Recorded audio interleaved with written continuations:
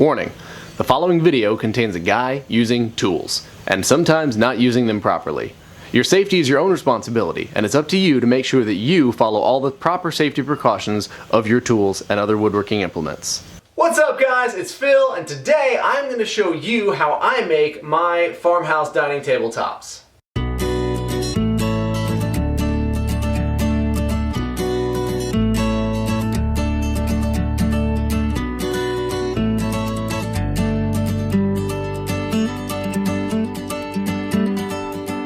Now this is a video that I've had requested a couple of times. I did do a time lapse a little while back, but I'd like to show you guys a little more in depth how I build my dining table tops.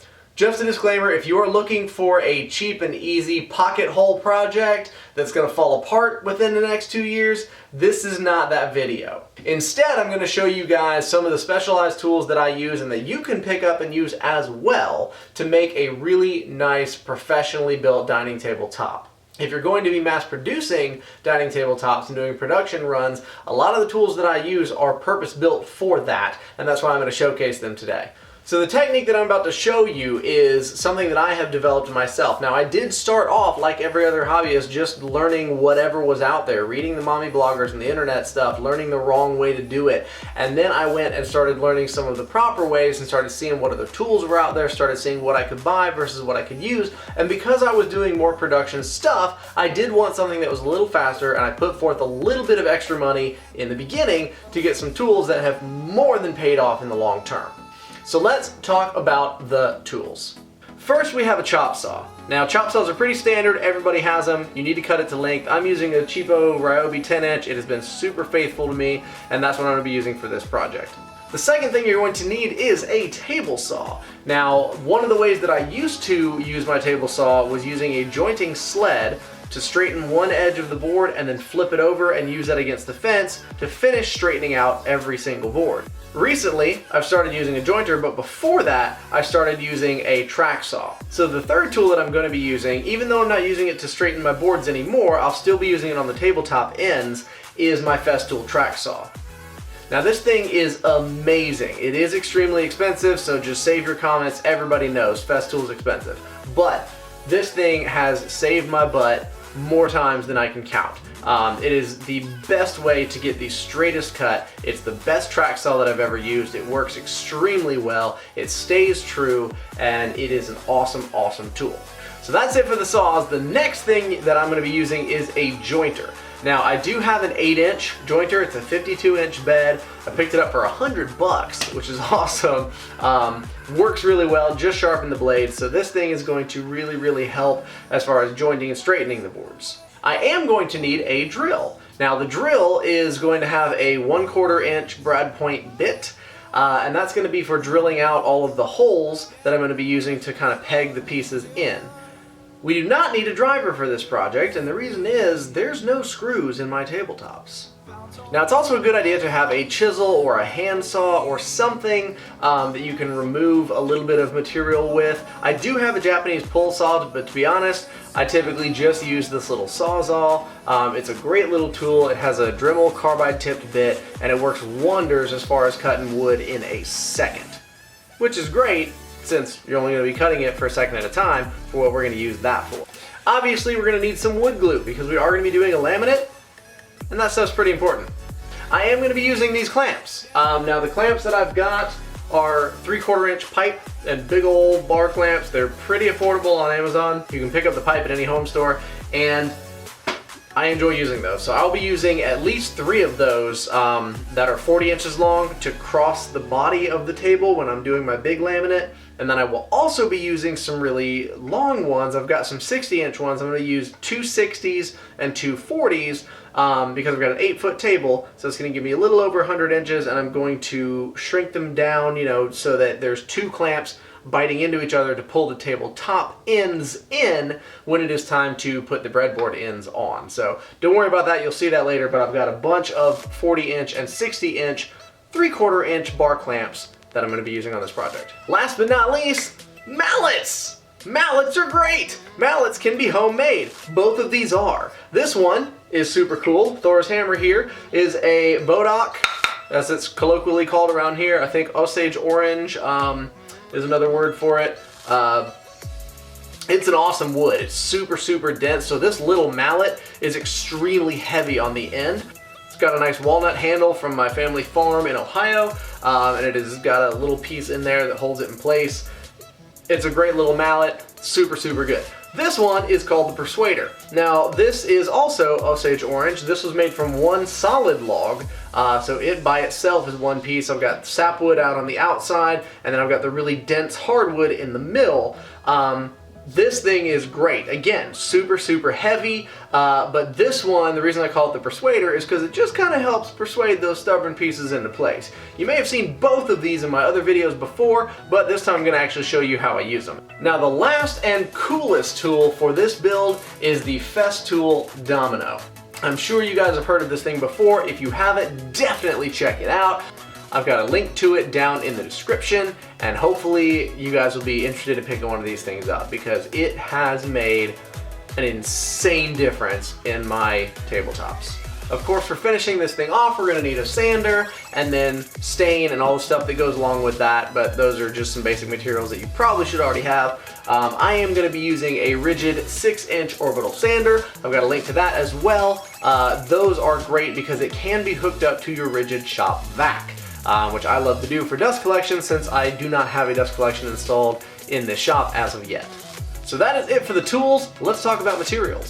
So you need roughly 69 board feet of wood for this project. Now I typically work with rough cut wood, so I use a lot of oak. For softer woods I use poplar, cedar, and sometimes white pine. Really kind of depends on what my client is looking for. I do understand that a lot of you guys may not have a mill near you or a processing center or even a distributor, and the only way you can get lumber, it might be a little too expensive or be cost prohibitive. So for demonstration purposes, and because I happen to have some leftovers down there at the bottom of my rack, I'm going to be using just some good old-fashioned hardware store construction grade lumber. So even though I don't normally use construction grade lumber in my professional pieces, I do use it a lot for the DIY videos I post on here. I've used it for my own personal projects at home until I discovered my local lumber mill and how much money I can actually save milling the lumber myself. I also understand that there's a lot of tools out there that a lot of people don't have or that are cost prohibitive as well. So the whole milling your own lumber thing doesn't really save you a lot of money when you got to spend a couple $100s on tools. So with all of that being said, that's what I usually use, that's what I'm gonna use. Let's get going on this project. So to get this size, I'm going to want to start off with some 8-foot long boards. Now normally I would do a true 8/4 rough cut and then mill it down to about 1.5 inches. Now I'm going to be using pre-cut studs, which are 5.5 wide and about 1.5 inches thick. They have rounded edges, which we're going to get rid of, and I'm going to make sure that they are nice and straight because they never are when they come from the home stores. On top of that, whenever I store my lumber here in my shop, if it is cheap white stuff from Sweden, from your home store, I like to put it in here where it's climate controlled, there's heat, there's a dehumidifier, there's also an air conditioner, so I can always keep it really temperate and dry in here. I let the wood dry out for about a month to 2 months before I actually use it. Again, I know that's not what everybody can do, but that's what I do. And I cull this lumber, so whenever I buy something from my lumber mill, I lose about 1 board for every 30 boards that I buy. Whenever I buy stuff from the home stores, I lose about 40% of what I buy to twisting and bowing and cracking, so I take those back and return them and get new boards and start aging them as well. So this is what's left over from some previous projects. I do have one that has a really bad twist in it, but the rest of them are nice and flat. So that one is gonna go back. The rest of them are good to use for this project. So for an 8-foot dining table, I'm going to use 8 8-foot boards. So I need to take 8 2x6s and start my cuts from there.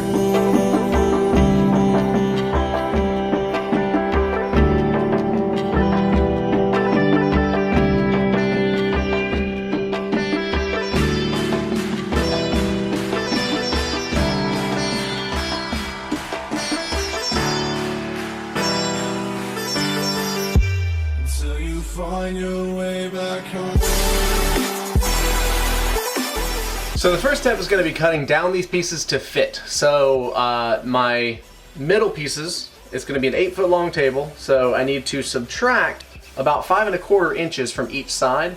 So that's a total of about 10 1/2 inches. So take 8 foot, which is 96, subtract 10 1/2 inches, you get 85 1/2. So I'm going to go ahead and cut a bunch of 87-inch segments so that I have some to cut off the two ends when I go to straighten everything later. The last piece I'm going to save because once I get my table to the proper width and get everything jointed up, that's going to determine how long those two end breadboard pieces are going to be.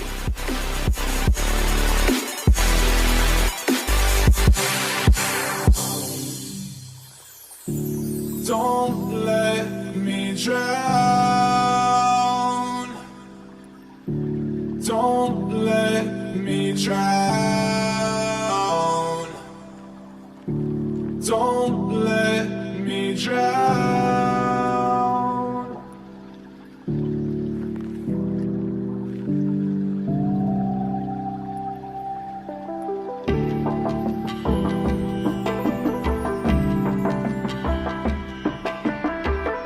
Alright, now that everything's cut to size, it's time to move on to the jointer. Now on the jointer, all I'm going to do is square off the edge. And since the top and bottom are already parallel, that gives me the advantage of just being able to straighten that edge out, so I get one nice straight edge that I can then take to my table saw and straighten out the other edge to get nice, perfectly even, perfectly square boards. Now for larger boards or for reclaimed lumber, I use my straightening jig. This thing is pretty cool.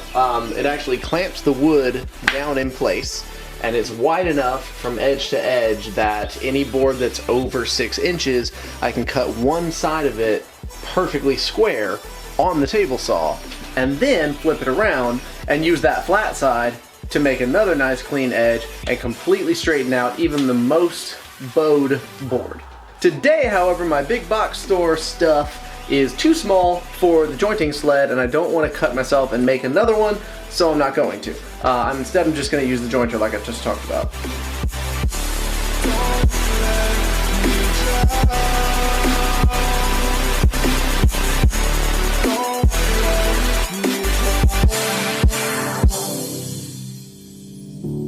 I can't regret leaving you alone until you find your way back home.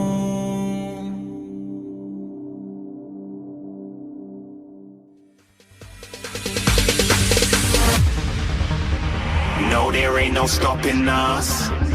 So now it's time to lay everything out, get my tabletop set up so that the grains are alternating, and get my marks marked for where I'm going to add my little Festool dominoes across the tabletop. Now, much like a biscuit joiner, except about 1,000 times stronger and just as much more expensive, I'm going to be using the domino. This thing puts these awesome little 12mm, beechwood pieces in place.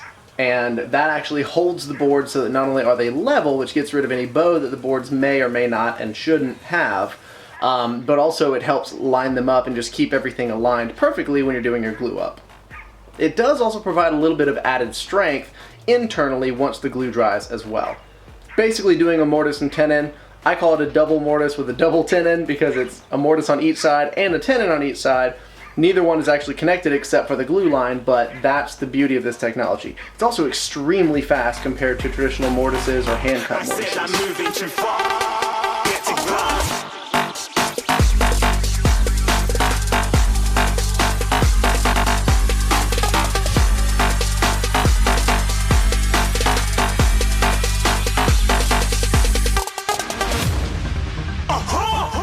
A shooting star, got more than a couple of people going mad. I swear they're rooting hard. Tell them I'd be big in the game like she went and got them breast implants. I said I'm moving too fast, didn't even get to glance. I'm ready to eat up track like I'm seated in a restaurant. If you had swag like mine, you know it's best to flaunt. We aren't hating because you aren't shining like it's neon. One of the reasons that it is so important to get the jointing perfect, or at least close to it on these deals, is that this gives me a very stress-free glue up. As you can see, there's little to no gap between the boards. Most of them, they do close up by just, moving the boards a little bit, but when I clamp all this up, there's not going to be a lot of stress pushing the boards apart, which is going to help tremendously in keeping the tabletop together. Shoot, shoot, shoot, shoot. Yeah, yeah, yeah, shoot, shoot. Yeah, yeah, shooting, shooting. Yeah, yeah, shooting shots.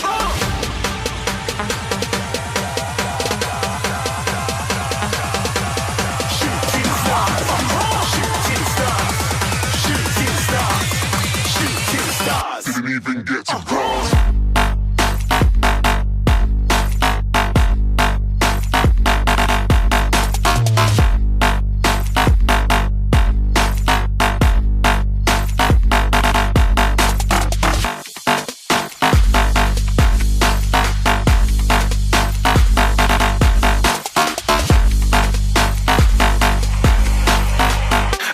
I'm moving too far. Get to glass.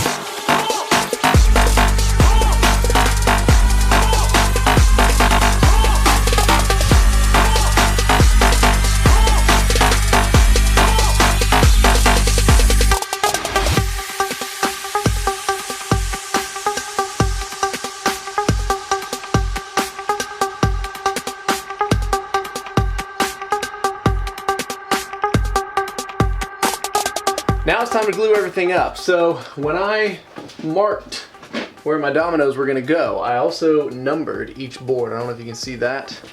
Got number 1 down here ready to go. And then I've got number 2 through 7 over there. So with that, I'm gonna go ahead and start gluing. Now the way that I do this is I'm going to turn each board up on end. I'm going to put a bead of glue down and use a paint roller to spread that. Put a little bit in the holes and then add a 39mm domino that I have pre-cut. And that's going to go into each of these holes, and that's what's going to hold everything together.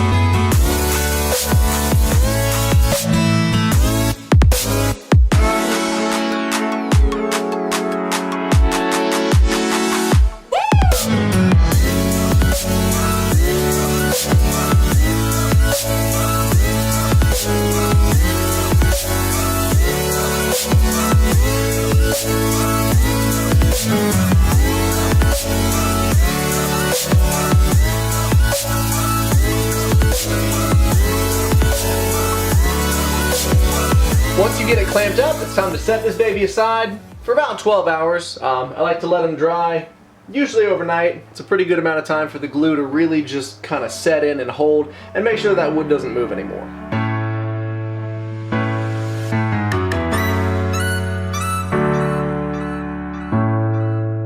So now the tabletop has set for 12 hours and it is good and dry, which is awesome. Some of the glue dots that were on the surface aren't just yet, but I know the joints and the dominoes are. So I'm going to go ahead and put on my breadboard ends. Now in order to do that, I'm going to move these outer clamps in just a little bit, which I've already done here. And that gives me enough room to put the track for my Festool Track Saw. Now I know there's a lot of other brands of track saw out there. Festool is my preferred brand because it's amazing. It's super, super on point. I've never had any issues with it, and the warranty that comes with it is unbeatable in the industry. But I know that there are a lot of adapters you can buy. I know that Craig makes one. I know that Milwaukee has a track saw. So definitely check some of those out for some of the cheaper options. But I'm going with my Festool with my track saw because it's awesome and because it's gonna work. Now for the next step, I have temporarily removed the clamps and I made a mark at 86 1/4. I'm going to use a large carpenter square to bring that line farther down. Okay, now the reason I'm doing this with the large carpenter square is because I don't know if the end of this board and the end of this board are in a straight line with each other. But I do know that if I line up my jointed edge with this line here, that is a perfect 90, and so this is now my straight line. And as you can see, it's kind of wonky going down that end. So if I put my track saw directly on here and line up this entire line, the entirety of the line is going to continue down that way and give me a nice straight edge. And from there, I can cut the opposite end. And now I will know that they're parallel to each other as well as perpendicular to the sides.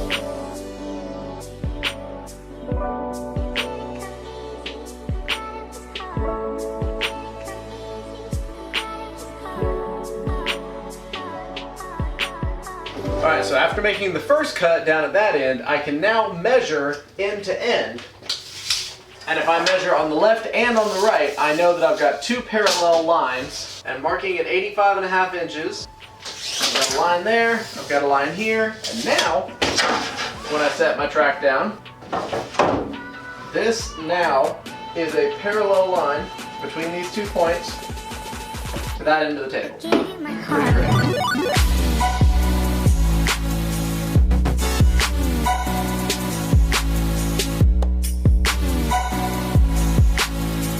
Now it's time to do the breadboard ends. So I'm going to take the piece that I set aside earlier, that's behind the track over there, and cut it down so that it is just the same size as the final width of the table now. And again, the reason we didn't cut this earlier is because if I did have to joint one or two of the boards a little bit more than normal, you're gonna lose 1/8 to 1/4 of an inch, and I don't have to deal with all that. So now I'm gonna measure by literally setting it on it, making a mark, and bringing it over here to the chop saw to cut it.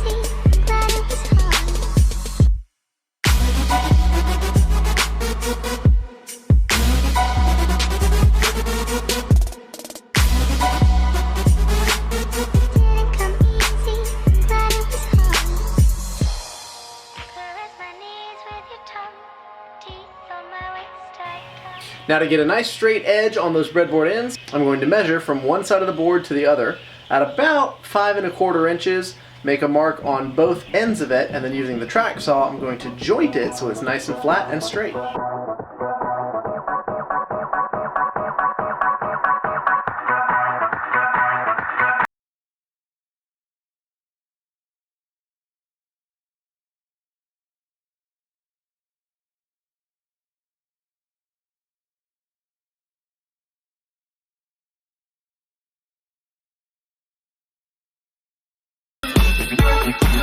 So now it's time to attach the breadboard ends. And to do this, I'm going to set my breadboard up against the end that I just cut, make sure I've got a nice stress-free line going straight across between the tabletop boards and the breadboard end. I'm going to mark the exact center across both boards, and that's where my center peg domino is going to go. Next to that, about an inch or so from the outside edges, I'm going to mark another line, and then between the line I just made and the center line on each, I'm also going to mark yet another line. Those are going to be for my floating tenons that are going to allow the breadboard end to stay in place while the tabletop expands and contracts seasonally.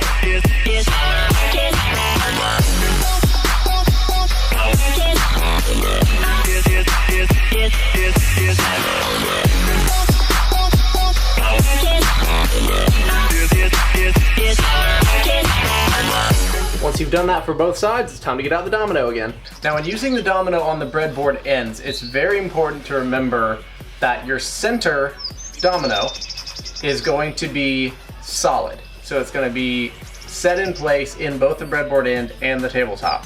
Now all 5 spots on each end of the tabletop are going to be the smaller diameter hole, and that's so that when you stick the domino in, it's going to be solidly set in place. On these outer edges, however, you're going to use the longer diameter. The reason for this is because the center is going to be solid, but these are going to allow that tabletop to expand and contract a little bit. And we're also going to cut holes through our dominoes that are going to allow for that movement once every.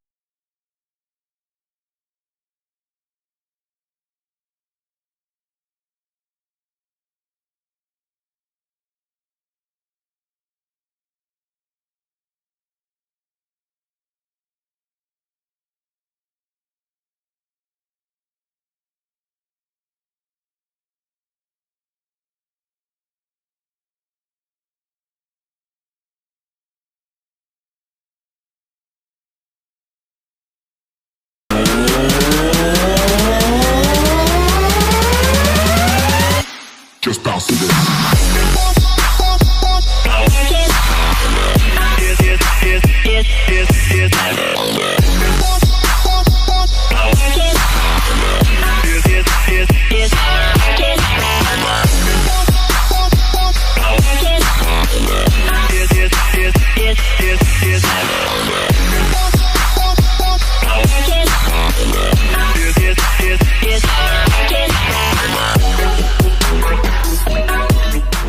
So now it's time to attach the breadboard ends, and I do that by attaching 5 full-length 140mm dominoes into these 5 holes on the end.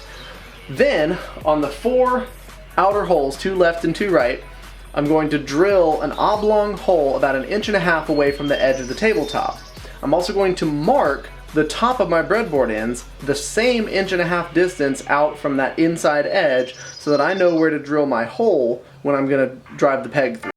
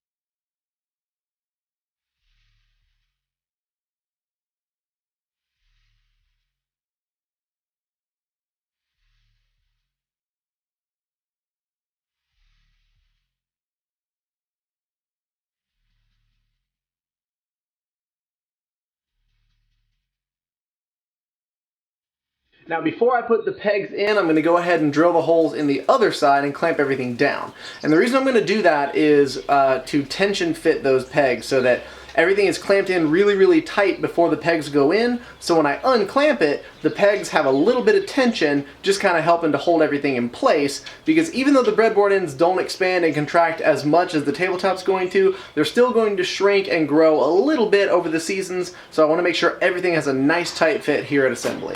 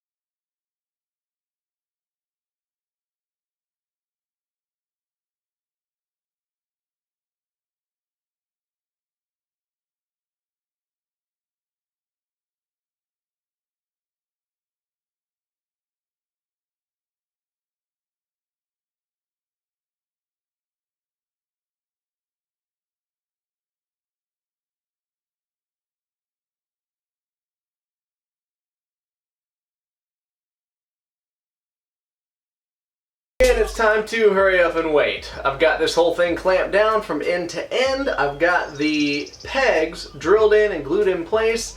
So I'm going to leave that to set once again for about 12 hours or so. That way I know the glue is completely dry. Then I'm going to unclamp it, get to sanding.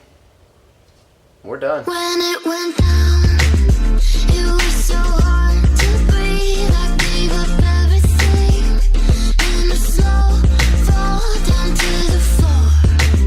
Life was escaping me. I couldn't find myself till it was all lost, not anymore. I'm holding on to all the pieces of my hearts to breathe till it's time. So that's it, guys. Don't forget to hit that like button. Don't forget to subscribe. Tick that little bell so that you get my notifications whenever I post a new video just like this or my next update, which is coming out here pretty soon. And let me know what projects you would like to see me make or teach you how to make down in the comments below. Thanks for watching, guys. Catch you next time.